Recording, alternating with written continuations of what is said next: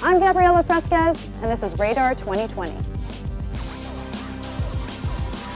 It's no surprise that after months of stay-at-home orders and rampant unemployment, most of us are still reeling from business losses, pay cuts, and the ever-increasing feeling that we're birthing a generation of hypochondriacs, germaphobes, and doomsday preppers. Personally, I identify with all three. Most of us are struggling to maintain our sanity, much less pay the rent, especially people who were already struggling prior to the pandemic or are living paycheck to paycheck. I've been there. It sucks. I still keep a box of 99-cent Easy Mac in my pantry just to #never forget. But the truth is, food insecurity has become so widespread that in barrios throughout the country, community organizers have had to come to the rescue. One of my main goals when I placed this fridge here was that there was no stigma attached to it. So whether you're the flyest girl on the block or you're the person that might need the most financial help on the block, this fridge is for everybody. It's a fridge that is open to the public 24 hours a day, 7 days a week, and anyone and everyone is able to donate food and retrieve food at any time. When the pandemic hit and you understand that people are now, they're not working, their finances are different, that's gonna even put that into more effect, because now you have a community that has less access to good food and vegetables, or food and vegetables, produce in general, and now you have the same community that has less income now because of a pandemic. The three co-founders for the Barrio Fridge is Jasmine Johnson, Daryl Carter Johnson, and myself, Chantel Campbell. Oh yeah! What you got for you today? It was very important for me to make sure that my community was getting more than what the politicians were allotting to us or I'm glad that somebody's doing something for the community. God bless. And when you pair the wealth gap in this country with a global pandemic and a lack of access to PPP loans, you end up with this. This is an emergency. We're talking about families that are going to be on the streets. We really need relief now. I was trying to cancel rent way before it was cool. Clearly, the message has caught on. And yes, the CDC placed a nationwide eviction moratorium through the end of the year. But here's the thing, it's not automatic. Renters have to proactively fill out forms and turn them into their landlords to qualify. But more importantly, moratoriums are only a pause on the money owed. And this historic unilateral move by the CDC didn't come equipped with any funding, which means that once we hit play come January, we'll see the beginnings of a billion-dollar rental crisis unfold. Felt like I was living the American dream, and then realized that my salary could never put a roof over my head. To meet population increase. To rent a room near her school. And the people most at risk of homelessness? Young minorities. My name is Laura Bustamante, and I've been housing insecure for 3 months. I have a task in life, and that's to give back to the community. I started volunteering a lot in the homeless shelters, paying attention to local politics, and that's kind of where my roots in Jersey City started to deepen. Laura works for the Jersey City Council and is helping develop policies meant to address the growing housing insecurity crisis. But Laura herself can't afford rent in her city. She's already $11,000 in debt, having to borrow money to secure housing for herself through college. We interviewed Laura at her girlfriend's apartment, which is already shared with another roommate, and that's where Laura will be until she can find an affordable option of her own. It doesn't seem like housing is an obtainable thing in the near future for me, and that's very scary. So one of the community leaders who actually introduced me to Laura is Emmy Teeterington. She's an expert on the national housing insecurity and a professor of social work. I think Laura, through her lived experience, has greater awareness of the urgency of this issue, a lot more so than some of our elected officials. We would be better off if we had more people with the lived experience of housing insecurity in decision-making capacities. Canceling rent, radical as it sounds, would help prevent homelessness and overcrowding, stabilize rental markets, and lift the burden off of landlords, many of whom have mortgages themselves. It's understandable that our government wants to keep citizens from becoming homeless, but that is not the role or responsibility of small property owners. Unemployed individuals, small businesses, and corporations all get government help, but small landlords don't. We need rental payments to come to us if the government is forcing us to keep tenants housed for free. We simply can't do it. Housing affordability and shortages were a huge problem in American cities well before the first case of COVID-19 made its way to our shores. The rent crisis no longer just applies to places like New York, LA, or San Francisco. It exists in rural areas, the Midwest, the South, and is largely driven by wage stagnation and increased housing costs. While the government has offered some relief in the form of a stimulus package, if you're a member of a mixed-status household, you're probably feeling like the redheaded stepchild right now. And it's become abundantly clear how the government feels about gingers. I'm here in LA's Garment District, a place once dedicated to the production of high-end fashion, but because of the pandemic, had to begin producing face masks instead. Overnight, this invisible workforce of undocumented immigrants became our essential workers.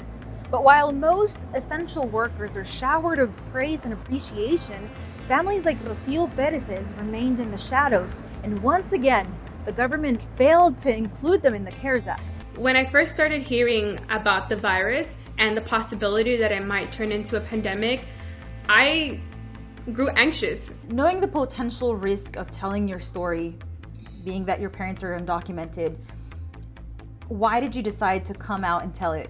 So the CARES Act was passed by the federal government back in March. It provided $1,200 checks to Americans with Social Security numbers. However, if you were a U.S. citizen with a Social Security number, like myself, but you were part of a mixed status family with undocumented parents, you were not eligible for that check. As a result, my entire family, not even my sister who's in college and has a Social Security number who is an American citizen, received any direct relief assistance from the government. I became frustrated because the federal government was not doing enough to help my family and immigrant families alike. I came to DC in late January when I was offered an internship with a think tank, and I have been here since. When Rocio's parents lost their job, reality hit hard. Not only did Rocio have to face the daily challenges of entering adulthood, but now she had to become the sole breadwinner of her family. With my paycheck, I started making sure my parents had enough for their rent because that rent did not stop coming. Until this day, I'm still helping them pay their rent. And my sister resumed college, so now I have to help pay her rent. The garment industry in Los Angeles is notoriously known for the wage theft capital. The working conditions in those factories are horrible, and they have no workers' rights protection. The pandemic really puts them at risk. I know it's demanding. How does it make you feel, like, tú personally, like in your own words, how does it make you feel knowing that your parents pay taxes con el ITIN number, right? And like, they couldn't get helped when they most needed it from the government? Families like mine, who are composed of immigrants in my community, are the very ones keeping this country running. It is imperative that state and local officials mobilize to create legislation that help mixed status families like mine, because it will not be coming from the federal government anytime soon. Federal Reserve data shows that even during the good times, remember those? 2 in 5 Americans couldn't come up with $400 in an emergency. 2 in 5. Look around you. Someone in your life is one unexpected emergency away from regressing to a diet of dehydrated ramen and off-brand diet soda. At a time when we're all facing one unexpected emergency after another, whether it's the loss of a job or worse, the loss of a loved one. These numbers represent how dire the need for assistance in the hardest hit communities actually is. And when you look at the overall rates of income inequality for Black and brown communities, the numbers get increasingly bleak. Just ask the myriad of college students who are having to put academia on hold and work full-time to help out their families. Almost every major plan I had was kind of like put on hold or canceled altogether. So paying full tuition is just a lot for someone who's just sitting at home through the computer. It is pretty expensive to go to school. And if you're not there in person, for example, some programs have lab fees. And if you're not doing lab work, then why do you have to pay that lab fee? For work, when it all started, they did cut back some hours. So the pay stayed the same, but I didn't have enough hours to actually work in. Getting a job these days is a lot more harder. There aren't really many opportunities available at this moment. In 2016, according to the Institute for Policy Studies, Latinx people in the U.S. with a college degree had a median wealth of about $33,000 compared to white people with a high school diploma or GED who made nearly double, with a median wealth of $61,000. I used to think the clearest example of white privilege was making Crocs socially acceptable to wear in public. I was wrong. Even with college degrees, Latinx people land way behind white counterparts with no degree at all, which is a super frustrating statistic because at some point, we were all sold the lie that investing in education was the single most reliable path to financial advancement, when the truth is, we've got 99 problems, and student loan debt is pretty much all of them. And to add financial stress to economic injury, back in May of this year, the unemployment rate for Latinxes rose to almost 19%, higher than any other racial or ethnic group. And even though joblessness is a huge issue, being employed as an essential worker in environments known as coronavirus hotspots might arguably be worse. Y es algo bien duro ver papá muriendo y no puede hacer absolutamente nada. He loved the way I sang, and he was the only one. David's dad, Saul Sanchez, worked at a JBS meatpacking plant in Colorado for more than 30 years. He became the company's first non-employee to die of COVID-19. Coronavirus daña el pulmón. Los quiero mucho a todos. Y a ver qué pasa. That was the last message Saul sent his family, which is now on a quest to prove that he contracted the virus while doing his job. Su muerte fue injusta. No sé cuál es la idea de ellos de no proteger sus empleados. Like Saul, around 60,000 meatpacking and food processing workers nationwide have become infected with the virus that causes COVID-19, and over 250 have died. Telemundo Network's investigative unit interviewed workers from various plants, many of whom believe they've been exposed to the virus at work. Hay gente que los puedes escuchar tosiendo dentro o cuando estamos en el baño. Some complain they were sent home with no pay. A mí se me hace injusto que no te paguen cuando te obligan a hacer una cuarentena y no te dejan ir a trabajar. Others say their jobs were threatened if they didn't show. Si voy a quarantine, tú ya sabes que yo te voy a decir que ya no vengas. The plant says they've elevated security measures, and Tyson granted the investigative unit access to see for themselves. There they saw things like hand sanitizer, thermal cameras, dividers, masks, and warning signs. What they didn't see is steady social distancing. Without any proof that employees became infected in their place of work, accessing things like workers' compensation or insurance coverage can be nearly impossible. JBS gifted the Sanchez family $75,000 in scholarships for Saul's grandkids. The company says the workers' insurance coverage should assist the families impacted, but some families' insurance claims are being denied for lack of proof that the illness was work-related. ¿Usted cree que se contagió ahí? Yo sé que se contagió allí. When asked whether they consider the deaths of employees who died of COVID-19 as having anything to do with their line of work, Tyson's HR VP dismissed the notion. No, I don't think that one can characterize a loss that way. Our team members spend about 8.5 hours at work. The rest of the hours in the day are spent elsewhere. If by now you're contemplating exiting your screen to numb out on a true crime marathon or a YouTube tutorial on how to grow weed indoors, I don't blame you. And I also kind of admire you because I get it. No one likes to be reminded of all the things we can't control during a pandemic when it seems like everything that makes life manageable has been upended. But there are solutions and policies that can help minimize these divides as well as the long-term economic fallout caused by the coronavirus. According to Pew Research, 2/3 of Americans who agree the wealth gap is a problem believe we need major changes to our economic system. And I promise, it's not just the Bernie bros. We sat down with Yali Nunez, Director of Hispanic Media for the GOP, to talk about these inequities and what her candidate is doing to address them. I think at this point, and we do have to recognize that the Hispanic community was hit by this pandemic in an unexpected way and in a bigger way than other communities, because many of our Hispanics work in the front lines at hospitals or hotels and places where they're more exposed to the virus.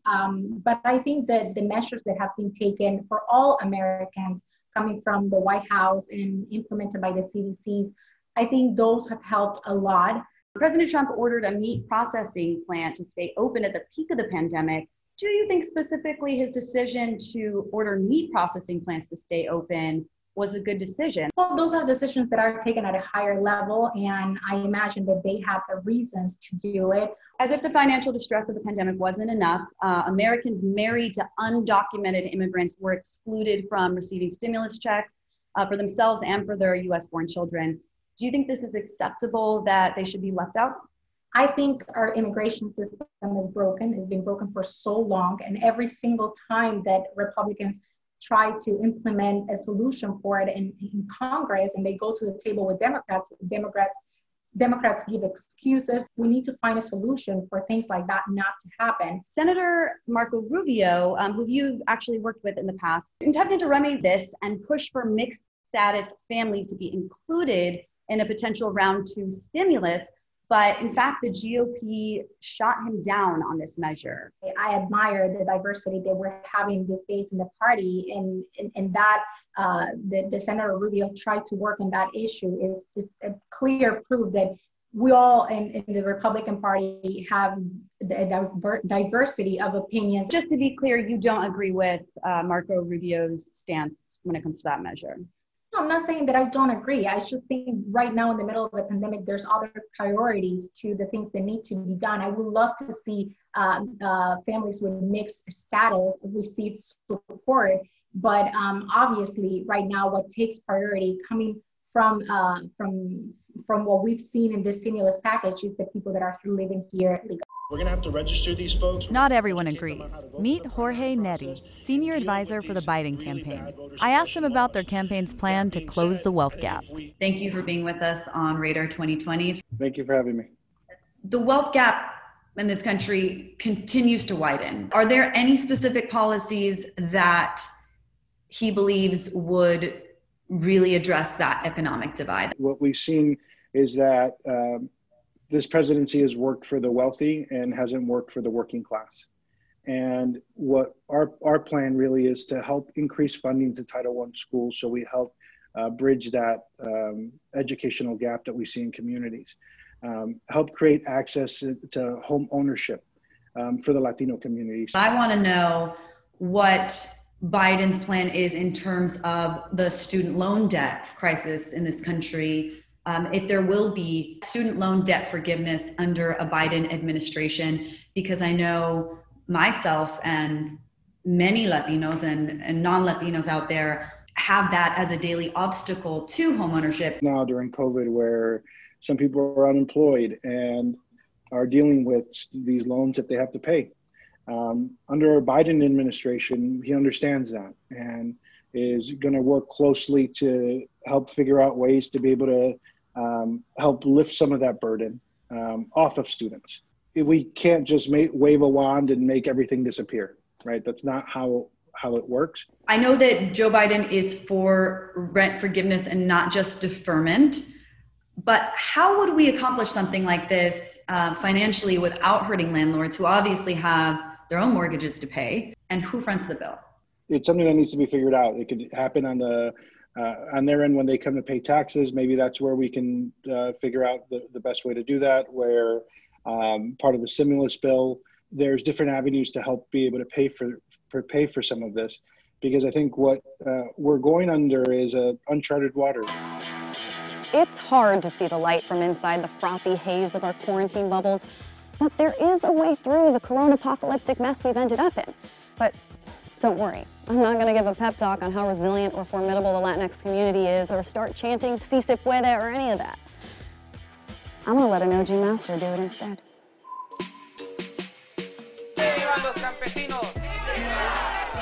The movement is being attacked to take away the right to strike at harvest time. The time that we first started our first struggle, and in our boycott and in our strike. Well, it's really sad that the farm workers were not seen as essential workers, and it was organizations like Telemundo and others that brought this finally, and some of the media that said, wait a minute, we have a group of workers here that aren't being recognized, and that is the farm workers that are putting the food on our table every single day. And then, of course, the other issue that we have is the undocumented workers are not covered by unemployment insurance, you know. They are covered by disability insurance in California, but throughout the United States of America, the farm workers are not covered by unemployment insurance, except for California and Hawaii. That puts them at a big disadvantage. And then so many of our Latino community is, you know, they have pre-existing conditions like diabetes or hypertension or valley fever, things that make it more vulnerable for them when they get the COVID-19. And so we had so many deaths and so many illnesses, and that is a tragedy. A 40% increase in rent. Farm families living in county-operated labor camps march toward Visalia, California. I think activism has taken, you might say, on a new phase. We know it's very, very effective because we can see about just what's happened, you know, with the protests and the social media that's happened right now, that you see big changes that are happening. You see Confederate statues that are being, you know, taken down. You see many of the corporations that were silent on the issue of racism finally coming out and at least making some kind of a statement or putting out resources to some of these organizations that are fighting racial injustice. But I think it's got to be a step further, and including some of that activism that we, of course, been doing for the last so many decades, and that has to be stepped up a bit. And the way, of course, that people could really make sure that that activism and protesting, that it actually turns into actual laws, actual legislation, because that way when we have that activism turning into a law, that means that it can be enforced, you know, it can be implemented to begin with, and that people have to be held accountable. Who knew that social media activism had an impact beyond the self-satisfaction of adding a rainbow filter to your profile photo? There's a difference between slacktivism and affecting real change, and these Latinxes are paving the way to do just that. Do you see yourself as a trailblazer for others in the community? You know, I don't think of it in those terms. I think of just doing my part. I feel like I have a really clear vision for my own future and for what I feel like is missing in the marketplace. So I try to do my part, but I definitely want to tell more Latino stories for the mainstream audience. That's my mission. Last year, you released a documentary about iconic Puerto Rican film star Raul Julia, who is probably best known for playing Gomez Adams, but so many other incredible roles. Why was it so important for you to honor his legacy? Well, I grew up, you know, as a theater actor, and I was idolizing John Leguizamo and Raul Julia because they were kind of Latinos who had made it on Broadway. Raul Julia in particular, I thought he hadn't gotten the recognition that he deserved as a Puerto Rican actor who really blazed trails and who opened up a lot of doors. How do you remain hopeful about our community and our ability to continue pushing for more representation and opportunities for the Latinx community? Well, I think if you look at the country, Latinos, we're part of the backbone of what makes this country work. And even with the unemployment and the COVID, how hard we were hit, it was because we were there taking care of everybody else. So I feel like it's important that our stories are told. And I feel like part of our, the way we're perceived in like other communities is a lot based on how we're represented in like movies and television and film and history books. So yeah, I feel like we need to take matters into our own hands. We need to own our strength and our power. A lot of times we hear this kind of pull yourself up from your bootstraps argument, but I think sometimes it's used to almost dismiss some of the systemic problems that we have in this country. Do you think that argument is fair? And also, how did you pull yourself up from your bootstraps? It's a fact that we've always done that. And so that idea of like we have to do more of it, I don't know how that makes sense as much. But I think we need to be recognized and respected for the contributions we bring to society. And then for me, myself personally, how do I do that? When I want to do something and tell a story, I don't wait for somebody to give me the green light. If it's something that I feel passionate about, I just start out and do it. And I feel like that's kind of indicative of our whole culture. It's like we don't wait, we go. If we feel like there's more opportunity somewhere else, we go. So that's been ingrained in me from a young age. Meet Ralph Rivera, movie financier and an OG Hollywood insider who's helped pave the way for Latinxes in Hollywood. You are someone who has established quite a legacy in the film industry, and in doing so, you've created many opportunities for Latinos and others in our community. Would you consider yourself someone who has sort of achieved the so-called American dream? I tell you that I've had an exciting career over the past 40, 50 years. When I first got into the business of show business, the entertainment business, there was very, very few opportunities for Latinos to get into. So I made it my business to make sure, one, that I would be properly trained to do the job. And that's why I'm a fanatic for education. Two is, how do I open up the doors for the future generations to come in and enjoy the fruits of their labor? A record 32 million Latinxes are projected to be eligible to vote in November, surpassing any other minority voting bloc. But for the majority of people in a constant state of financial worry or living under the threat of eviction, the upcoming election may well be the farthest thing from your mind. So I won't try to convince you that voting is the only answer. I will say that 32 million hermanas y primos, tíos y tías, immigrants, indigenous, and black voices all coming together to make themselves heard is a powerful figure. And let's be honest, also probably an obnoxiously loud one. I'm not yelling, I'm passionate. Armed with that much voting power, anything is possible. I'm Gabriela Fresquez for Radar 2020.